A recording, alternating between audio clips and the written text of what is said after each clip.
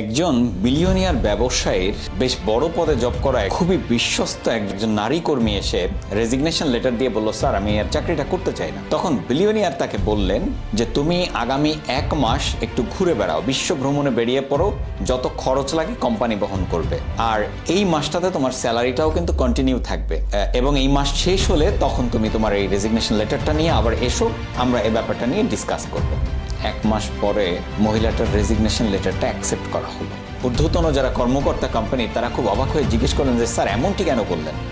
তখন বিলিয়নিয়ার উত্তর দিলেন, দেখো তার অনুপস্থিতিতে তার শূন্যতা তেমনভাবে কোম্পানি ফিল করেনি, সে যদি চলেও যায় আমার কোম্পানির কোনো ক্ষতি হবে না, আর যদি তার অনুপস্থিতিতে শূন্যতা তৈরি হতো আমি তাকে দ্বিগুণ স্যালারিতে আমার কোম্পানিতে রেখে দিতাম। মোরাল অফ দ্য স্টোরি হচ্ছে, প্রোডাক্টিভ মানুষকে সবাই সবসময় ভ্যালু দেয়, আনপ্রোডাক্টিভ মানুষের শূন্যতাকেও অনুভব করে না। ভিডিওটি শেয়ার করে অন্যদেরকে উপকার করবেন। আল্লাহ হাফেজ।